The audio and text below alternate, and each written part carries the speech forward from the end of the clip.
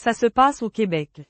Un reportage de Radio-Canada a récemment révélé un stratagème de fraude lié à l'obtention de permis de conduire, impliquant une école de conduite et menant à la révocation de plus de 2000 permis. Cette affaire soulève plusieurs questions importantes: comment une telle fraude a pu se produire, quelles en sont les conséquences concrètes, et surtout ce qu'elle révèle sur les enjeux de sécurité routière. Cette analyse vise à informer et à prévenir. Elle ne vise aucune communauté ni aucun groupe en particulier. Au Québec, l'émission des permis de conduire est encadrée par la Société de l'assurance automobile du Québec, la SAAQ. Pour obtenir un permis, le parcours est clair et structuré. Il comprend des cours théoriques, des examens écrits et des examens pratiques.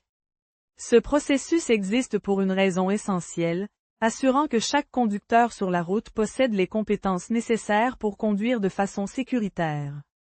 Le permis de conduire n'est donc pas un simple document administratif, c'est une responsabilité collective.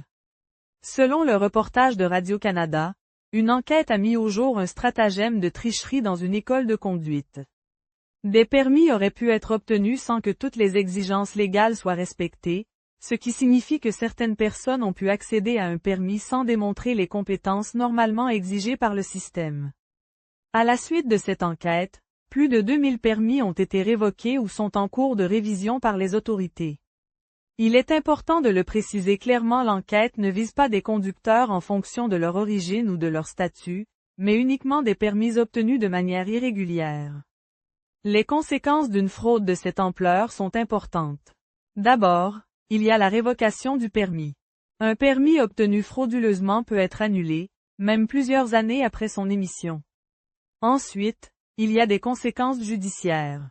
Des personnes impliquées dans le stratagème ont fait face à des accusations criminelles et des sommes importantes ont été saisies par les autorités. Mais au-delà des aspects légaux, il y a une conséquence majeure pour la sécurité sur les routes. Lorsqu'un conducteur n'a pas les compétences requises, c'est l'ensemble des usagers, automobilistes, piétons et cyclistes, qui est exposé à un risque accumulé. Cette affaire concerne tous les conducteurs au Québec. Elle rappelle que le permis de conduire est un document officiel qui peut être vérifié et retiré s'il a été obtenu de manière frauduleuse. Les nouveaux arrivants ne sont pas ciblés par cette enquête.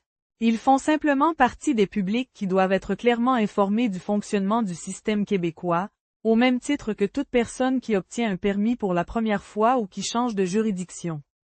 L'objectif ici est la prévention, pas l'accusation. Le message des autorités est le même pour tout le monde. Peu importe l'âge, l'origine ou le statut, un permis obtenu de façon frauduleuse peut être annulé.